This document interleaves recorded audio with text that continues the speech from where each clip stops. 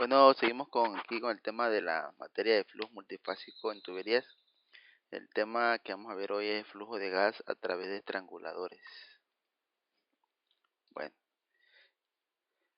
dice un estrangulador es una herramienta cuya función es la de restringir el paso de fluido bajo presión, con el objeto de controlar el gasto del pozo en las cantidades deseadas, y con esto, bueno, vamos a tener algunos beneficios que son ejercer la contrapresión suficiente para evitar la entrada de arena en el pozo o la conificación de agua.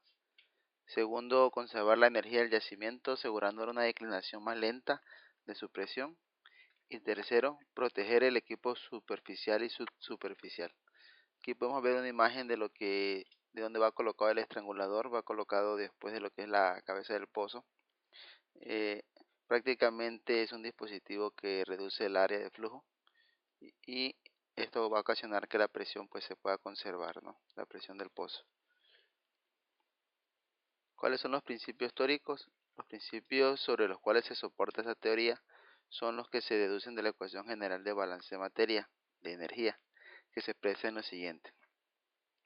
Para un fluido de una sola fase que fluye normalmente entre cualesquiera de dos puntos bajo condiciones estacionarias, la suma de la energía de expansión que viene dada por esta expresión, más la energía potencial que viene dada por esta expresión, más la energía cinética que viene dada por esta expresión, y una energía irreversible que es pues la suministrada, ¿no?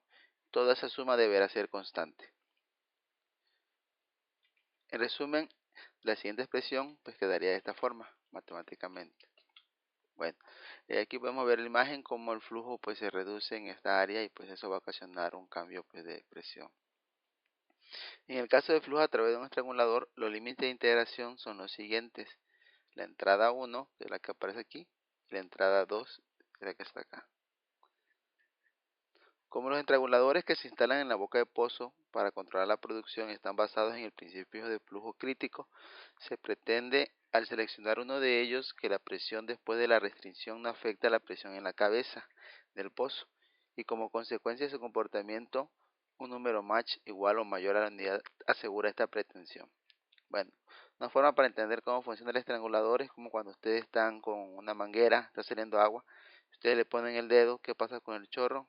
Bueno, la velocidad de chorro aumenta y la presión aumenta. Esa es la función del estrangulador. Hagan de cuenta que su dedo es el estrangulador.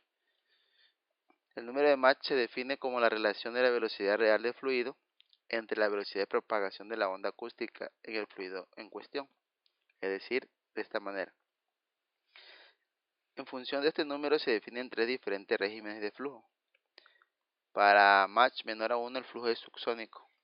Para Mach mayores a 1 el flujo es supersónico, supercrítico. Y para Mach igual a 1 el flujo es sónico o crítico. Cuando M vale igual a 1, el área de flujo alcanzar su valor máximo y se dice que se ha logrado una condición de garganta a cuyas propiedades se le denomina críticas y a las anteriores a ellas relacionadas críticas. ¿Cuáles son estas propiedades críticas? Te las vamos a ver. El conjunto de ecuaciones que describen las condiciones de flujo isentrópico estacionario son las siguientes. Tenemos lo que es la temperatura, la presión, corriente abajo, corriente arriba, densidad, corriente abajo y corriente arriba. Vienen dados por estas expresiones, donde la K pues es la relación de calores específicos, ¿ok? De presión y de volumen. Un valor de 1.28 es para el gas natural. Con ello la relación de presión crítica es de 0.55. El valor práctico para hidrocarburos líquidos es de 0.50. Estos valores son importantes recordar porque cuando no tengamos la información podemos utilizarlo como referencia. 0.55 para gas y 0.50 para hidrocarburos. Bueno, para que exista flujo sónico en el estrangulador depende de la relación de presiones de corriente abajo y corriente arriba. Si la relación de presión es menor que la relación de presiones críticas, el flujo sónico existe, o también conocido como flujo crítico. Si esta relación de presiones es mayor o igual a la relación de presiones críticas, existe flujo subsónico. La relación de presión crítica a través del estrangulador se expresa como sigue, de esta manera. Presión después entre presión de antes del estrangulador va a ser igual a 2 veces entre K más 1, todo elevado a este exponente. La siguiente figura se muestra el comportamiento de flujo en el estrangulador. Como podemos ver, cuando llega el caudal crítico, el gasto disminuye. ¿Okay? Entonces el mayor gasto, ¿dónde lo vamos a tener? En el caudal crítico, a condiciones sónicas.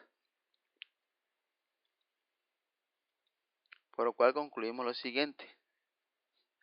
Si la relación de presiones es mayor a la relación de presiones del estrangulador y la cabeza, existe flujo sónico. Si es menor, existe flujo subsónico. Bueno, ¿cómo se desarrolla el fenómeno?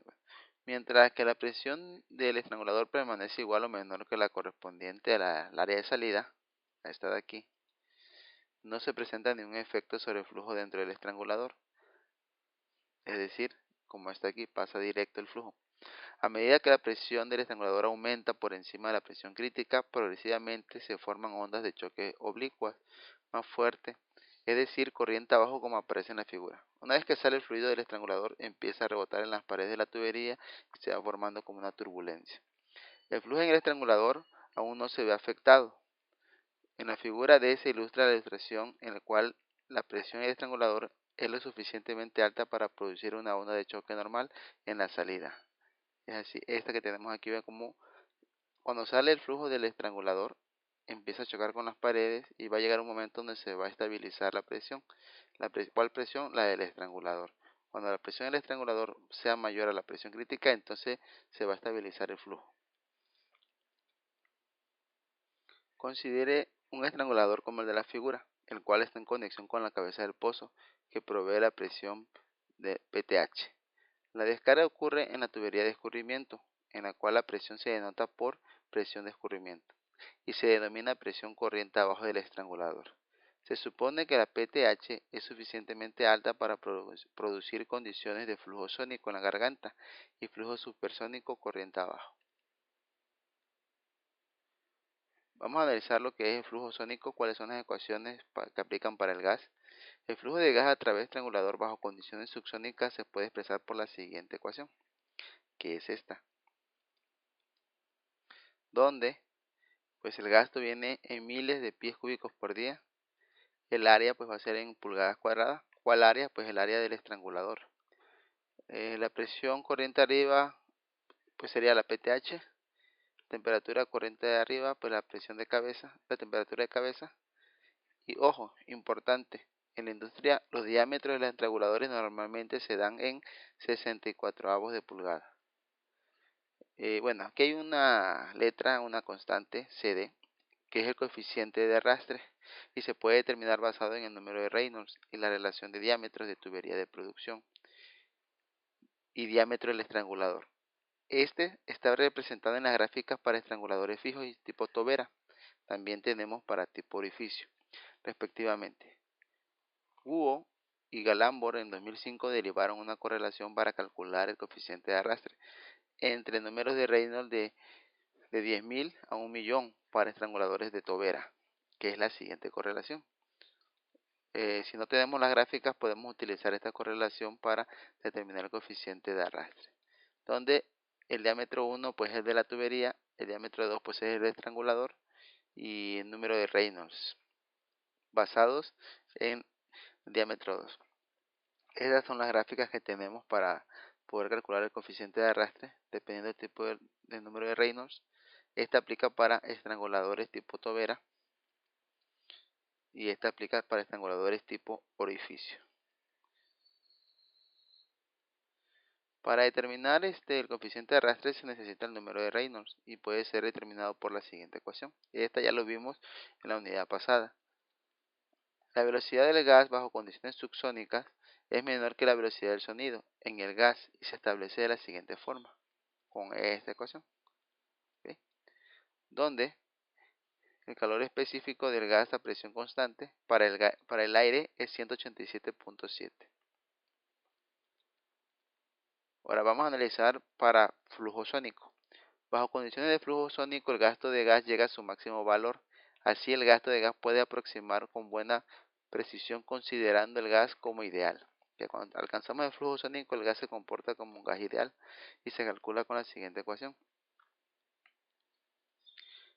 donde pues las variables son las mismas que la anterior.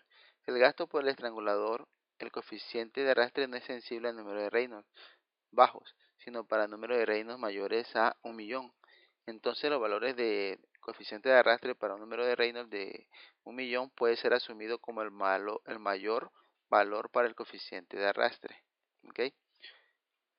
La velocidad del gas bajo condiciones de flujo sónico es igual a la velocidad del sonido en el gas y se calcula con la siguiente ecuación.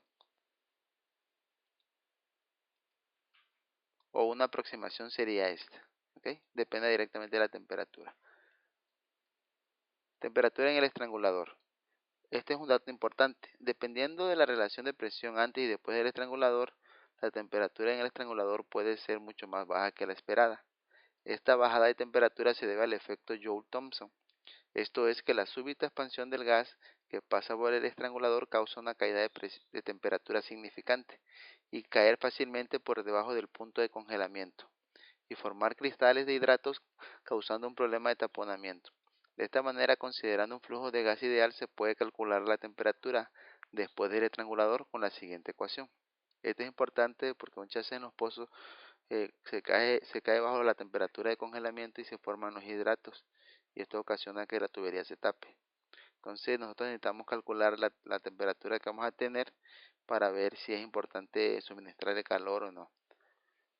La presión de salida es igual a la presión corriente abajo en condiciones subsónicas. Bueno, aplicaciones. ¿Para qué nos sirve todo esto del estrangulador? Las ecuaciones anteriores se pueden utilizar para varias cosas. La primera, calcular la temperatura de corriente abajo. Segundo, calcular gasto de gas conociendo las presiones corriente arriba y corriente abajo. Si conozco las presiones puedo determinar qué gasto tengo de gas. También puedo conocer la presión corriente arriba conociendo la presión corriente abajo y el gasto de gas. Y también puedo conocer la presión corriente abajo conociendo la presión corriente arriba y gasto de gas. Esto sería pues todo lo que vamos a ver en la parte teórica de estranguladores. En el siguiente video pues vamos a ver un problema aplicando estas ecuaciones y estas consideraciones. Nos vemos.